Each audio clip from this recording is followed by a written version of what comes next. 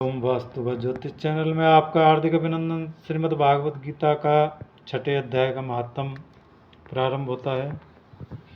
इससे पहले हमने 5 अध्याय डाले हुए हैं, तो श्रीमद् भागवत गीता के 6ठे अध्याय का महात्म यहाँ पर हम सुनाने जा रहे हैं। श्री भगवान कहते हैं, समुखी अब मैं 6ठे अध्याय का महात्म बतलाता हूँ, जिसे सुनने वाले मनुष्य के लिए मुक्ति करत लगत हो जाती है। गोदावरी नदी के तट पर प्रतिष्ठानपुर पैठण नामक एक विशाल नगर है, जहाँ मैं पिंपलेश के नाम से विख्यात होकर रहता हूँ। उस नगर में जानुश्रुति नामक एक राजा रहते थे, जो भूमंडल की प्रजा को अत्यंत प्रिय थे। उनका प्रताप मार्तंड मंडल के प्रचंड तेज के समान जान पड़ता था। प्रतिदिन होने वाले उनके यज्ञ से धुएं के नंदन वन में कल्प वृक्ष इस प्रकार काले पड़ गए थे, मानो राजा की असाधारण दानशीलता देखकर वे लज्जित हो गए। उनके यज्ञ में प्राप्त पुरोडाश के रसास्वादन में सदा आसक्त होने के कारण देवता लोग कभी प्रतिष्ठानपुर को छोड़कर बाहर नहीं जाते थे। उनके दान के समय छोड़े हुए जल की धारा प्रताप रूपी तेज और यज्ञ के ध्रुमों में पुष्टि होकर मेघ ठीक उस समय वर्षा करते थे। उस समय राजा के शासन काल में खेतियों के होने वाले 6 प्रकार के उपद्रवों के लिए कहीं भी थोड़ा सा भी स्थान नहीं मिलता था, और अच्छी नीतियों के सर्वत्र प्रसार होता था। वे बावली कुएं पोखरे खुदवाने के बहाने मानो प्रतिदिन पृथ्वी के भीतर की निधियों का अवलोकन करते थे। एक समय राजा के दान तप यज्ञ और प्रज्ञा पालन के संतुष्ट होकर स्वर्ग के देवता उन्हें वर देने के लिए आए। वे कमल नाल के समान उज्ज्वल हंसों का रूप धारण कर अपनी पाखें हिलाते हुए आकाश मार्ग से चलने लगे। बड़ी उतावली के साथ उड़ते हुए वे सभी हंस परस्पर बातचीत भी करते जाते थे।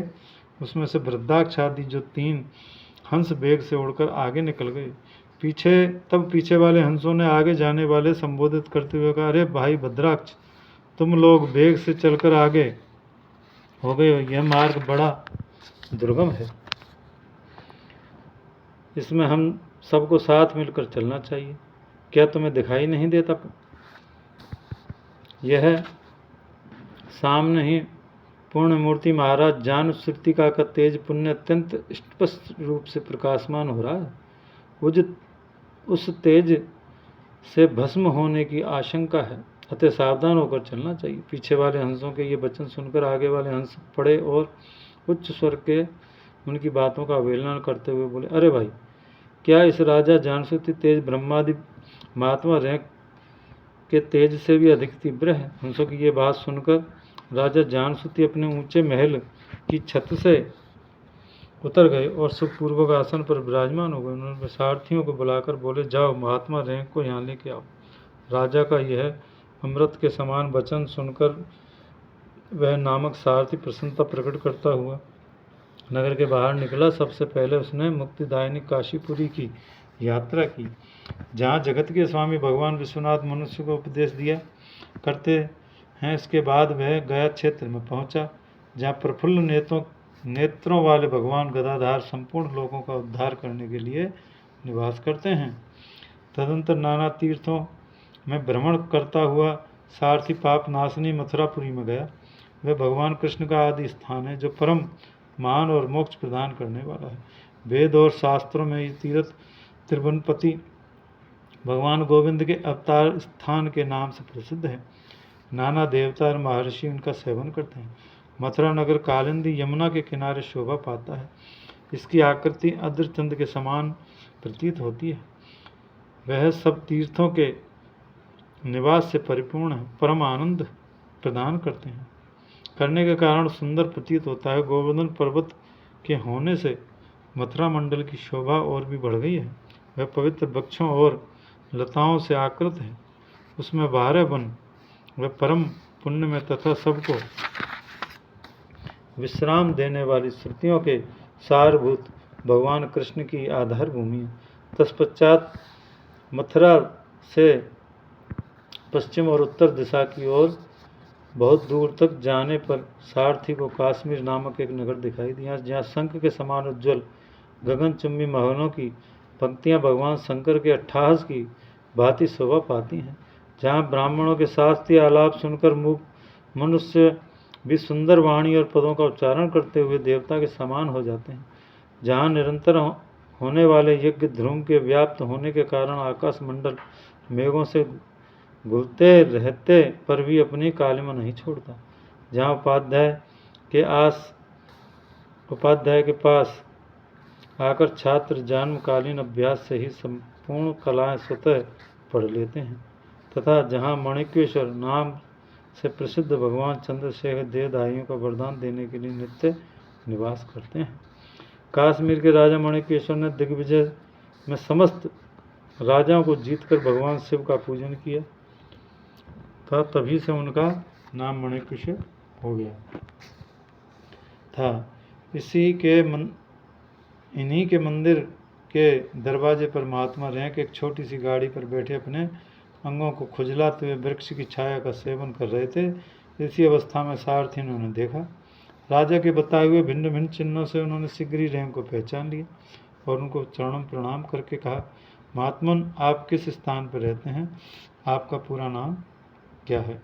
आप तो सदा स्वच्छंद विचार करने वाले, फिर यहाँ किस लिए ठहरे हैं?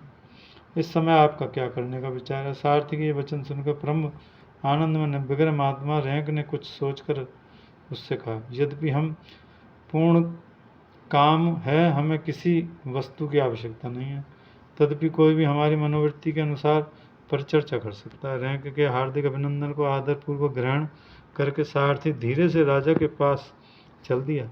वहाँ पहुंचकर राजा को प्रणाम करके उसने हाथ जोड़ सारा निवेदन किया। उस समय स्वामी के दर्शन से उनके मन में बड़ी प्रसन्नता थी। सारथी के वचन सुनकर राजा के नेत्र आश्चर्य से चकित हो उठे। उनके हृदय में रैंक का सत्कार करने की इच्छा जागृत हुई। उन्होंने 2 खच्चरियों से जुती हुई एक गाड़ी लेकर यात्रा की। साथ ही मोती के हार, अच्छे अच्छे वस्त्र और एक सहस्त्र गायें भी ले ली। कश्मीर मंडल में महात्मा रैंक जहाँ रहते थे, उस स्थान पर पहुंचकर राजा ने सारी वस्तुएं उनके आगे निवेदन कर दी और पृथ्वी पर पड़कर साष्टांग प्रणाम किया। महात्मा रैंक अत्यंत भक्ति के साथ चरणों में पड़े हुए राजा जानुश्रुति पर कुपित हो उठे और बोले, रे शूद्र, तू दुष्ट राजा है। क्या तू मेरा वृत्तांत नहीं जानता? ये खच्चरों से जुती हुई अपनी ऊंची गाड़ी ले जा। ये वस्त्र, ये मोतियों के हार और ये दूध देने वाली गायें भी स्वयं ही ले जा। इस तरह आज्ञा देकर रैंक ने राजा के मन में भय उत्पन्न कर दिया। तब राजा ने श्राप के भय से महात्मा रैंक के दोनों चरण पकड़ लिए। भक्तिपूर्वक कहा, ब्राह्मण, मुझ पर प्रसन्न होइए। भगवान, आप में ये अद्भुत महात्मन कैसे आए? प्रसन्न होकर मुझे ठीक ठीक बताइए। रैंक ने कहा, राजन, मैं प्रतिदिन गीता के 6ठे अध्याय का जाप करता हूँ। इसी से मेरी तजो राशि देवताओं के लिए भी दुस्सह है। तदंतर परम बुद्धिमान राजा जानुश्रुति ने यत्नपूर्वक महात्मा रैंक से गीता के 6ठे अध्याय का अभ्यास किया। इससे उन्हें मोक्ष की प्राप्ति हुई। इधर रैंक भी भगवान माणिकेश्वर के समीप मोक्षदायक गीता के 6ठे अध्याय का जाप करते हुए सुख से रहने लगे। हंस का रूप धारण करके वरदान देने के लिए आए हुए देवता भी विस्मित होकर स्वेच्छानुसार चले गए। जो मनुष्य सदा इस एक ही अध्याय का जाप करता है, वह भी भगवान विष्णु के ही स्वरूप को प्राप्त होता है। इसमें तनिक भी संदेह नहीं। यह 6ठे अध्याय का महत्व यहाँ पर समाप्त होता है। नमस्कार।